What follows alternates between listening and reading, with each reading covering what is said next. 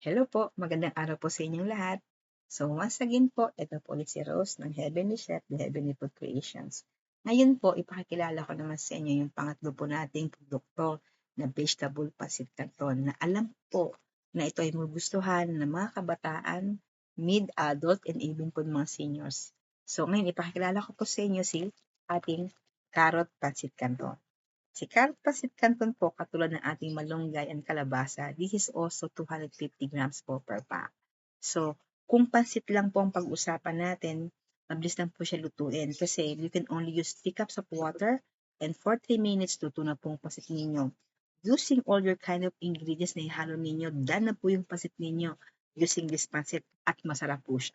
Okay? So, yun po. Maliban po dyan, gusto ko rin po ipalam sa inyo, itong si ating carrot pancit canton, pwede nyo po itong gamitin sa carbonara or sa spaghetti sauce na meron kayo dyan, lalo na po sa mga bata.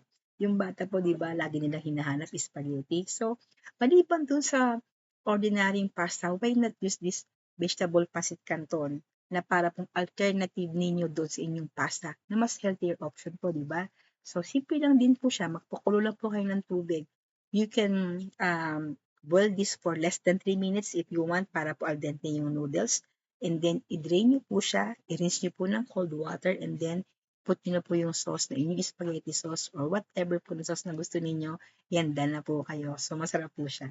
So, once again po, no, if you want to avail this product po, this is available in our FB page po sa aming Heavenly Chef, The Heavenly Food Creations, and even po sa TikTok. So, just message us po para masend po namin sa inyo yung link and then makakapag-avail po kayo ng aming produkto. So, ito pong aming carrot pancit canton. So, sana po matry nyo po siya at kayo po makakapagsabi kung taga po ba ang noodles namin ay masarap.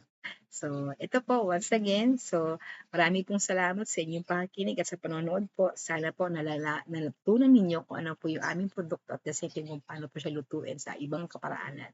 So, marami pong salamat sa pakikinig at sa panonood. Ito po ulit si Rose. Marami pong salamat sa inyong lahat. Thank you po.